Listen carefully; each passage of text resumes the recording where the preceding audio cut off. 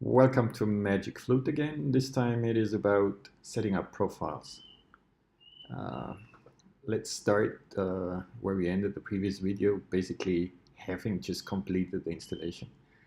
So we went through these steps, right? Now we say we go to the application folder. We do again what we have sort of, let's assume we just finished installing it. So the first time we have to open it through right-clicking and open. After that, this won't be necessary anymore. Okay, here it comes. Just to make this less noisy, I close the folder behind. All right. What it says here is MagicFlute detected default settings. Please review your settings and customize. So because this is the first time after the installation that we open it, it recognizes that and tells us that we should review our settings. Okay, let's do that some other time. Now, this video is about profiles, so let's have a look at the live monitor where all the profiles should appear. But since there are no profiles to display yet, you get this link to the videos where you are already. So, well, probably seen this screen already. The other page that relates to profiles is here, where you get all the profiles. Actually, in MagicFlute, you can set up, you can define 100 profiles and select only those, a subset of those 100 profiles to appear on any sort of these other screens, any one of these other screens. So sometimes you're interested in a specific target, you monitor that. So how do we get started? MagicFlute is all based on MAC addresses, right? So each Wi-Fi packet carries a MAC address in its header, one for the destination and one for the sender. So MagicFlute never looks inside the packets, it just checks who is sending and who is receiving. Now we can do a little bit of scanning. Let's have a look. We go to the scan page and we start a live scan. What happens here now is that MagicFlute just looks around what sort of traffic we have in the neighborhood. Now, I show you a trick. Like, I have a Samsung phone. Now, what I do is, since this thing notices all traffic, I will spike traffic somewhere. I go to a YouTube thing. I'll put the volume down and I play, yeah, John Oliver, why not? John Oliver, and that'll mean that one of these numbers here is gonna tick up very quickly. Aha, gotcha. That's this one. So I know already that this is me. That's like Tom. Let's be short. Tom's Samsung. So okay, I give myself a picture so that I find myself easier in that. I feel a bit well. Year of the rooster. Let's take a rooster. Okay, we got me. So if I go back now to the live monitor, here we go. We've got one. Back to the scanning page. If we continue the scanning, what else? Do we find something that we know? I know, for example, now Nima is not home. She's got an iPhone. She's the only person in the house that has an iPhone.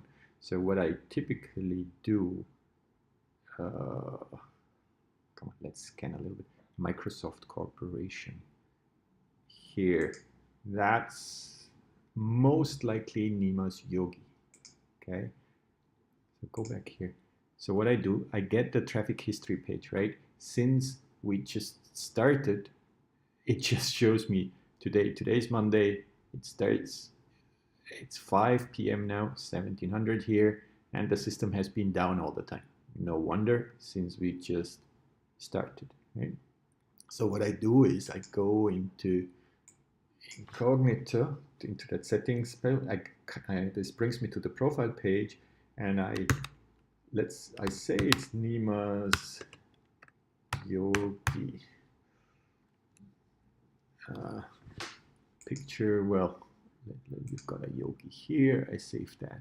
So if I go now back to the live monitor, I've got two people here, Tom Samson and Nima's Yogi. She's out. Okay, so in the profile page also, I have those two. I can sort them here, or I can look into details. For example, if I want notifications, let's look. Let's go here. We say I want to have notifications for when I leave and when I come back, right? And I want that my activities, meaning like departures or returns, appear on the logs and on the monitor. So I'll choose everything, right? Now save that, go back here. Now let's see if we go back to this screen here and we have a quick look at the history page now. You see, because we've worked a few minutes, it's already green here. There has been traffic on my mobile. It's actually running John Oliver. Okay, if I want to change any setting, I go here to profile settings. But typically, I go back to the scan. I see if I notice somebody. So you see, here are the two devices that we already identified. The rest is still marked as incognito. It's not really incognito, but I like the word. It sounds better than unknown. What I can also do is go to the history page. I have now recorded a few minutes, so I can look at, let's say, a summary of all the traffic that came out today. You see, right on top is my phone, because it's been downloading YouTube videos or playing YouTube videos. Not much else there. I think you got the idea, right? So especially if you have a period where you know a potential person or device that you're interested in was there and then not there, you set a range here, and then if you have a target candidate, you have a look at the history and you see when was that there. Now, because we just started and the system was down most of the time, this is not very telling. But once you get a couple of days of history, things will look better. And I think I would like to leave it at that. If we do an update of our database here, you see now we've got already 38 devices recorded and 118 records.